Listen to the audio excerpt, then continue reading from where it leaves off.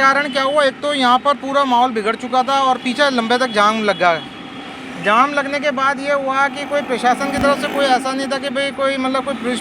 विरासत में मिली कारीगरी से सजे गहनों पर इस त्योहार तनिष्क लाया है गोल्ड ज्वेलरी की मेकिंग और डायमंड ज्वेलरी की वैल्यू पर 20% तक डिस्काउंट और पुराने सोने पर 100% exchange value. Tanishq, India motor circle, Ajmer, शर्तें लागू।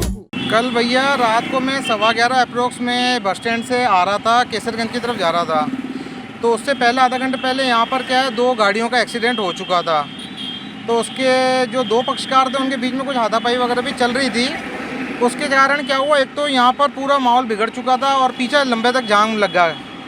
जाम लगने के बाद ये हुआ कि कोई प्रशासन की तरफ से कोई ऐसा नहीं था कि भाई कोई मतलब कोई पुलिस प्रशासन आवे, मतलब उस टाइम तक कोई आया हुआ नहीं था जो जाम को खुलवा सके। माहौल मतलब बिगड़ता ही जा रहा था। इसके बाद क्या हुआ कि मतलब हम यहाँ पे खड़े हुए थे, तो खड़े होने के बाद क्या कुछ असामाजिक तत्व और भी उसके अंदर शामिल हो गए थे जो माहौल को और बिगाड़ने की कोशिश कर रहे थे। यहाँ पे राजस्थान रोडवेज की एक बस खड़ी हुई थी, जो परिचालक और चालक उसमें मतलब जो एक गाड़ी वाला आगे खड़ा था उसको बुलाने के लिए गए थे, उसके साथ भी बदसलूकी हुई थी और मेरे साथ भी मतलब बदसलूकी करने की कोशिश हुई थी उस टाइम पे, लेकिन हमने उसको इग्नोर करते हुए छोड़ दिया था। रात्रि का भैया बिल्कुल ख़राब माहौल है। एलिवेटेड ब्रिज के ऊपर प्रशासन की तरफ से कोई व्यवस्था नहीं, ना यहाँ पे सीसीटीवी कैमरा है, ना यहाँ पे कोई पुलिस की कोई गश्ती भी कोई नहीं रहती है। लोग ड्रिंक करके भी यहाँ पर खड़े रहते हैं। कई बार मैंने देखा यहाँ सेल्फी लेने के लिए बीच में गाड़ी खड़ी कर देते। अचानक से कोई स्पीड में कोई गाड़ी अगर आ रही होती है तो उससे दुर्घटना होने का पूरा संभावना बनी रहती है।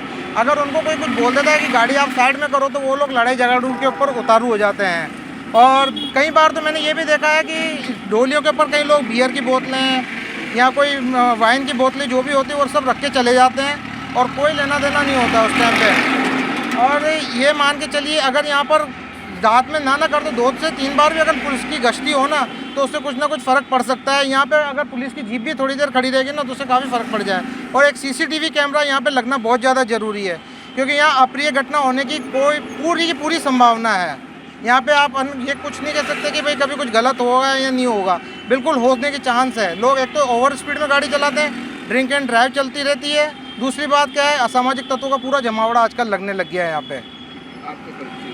जी, आपका नाम? मेरा नाम दीपक है।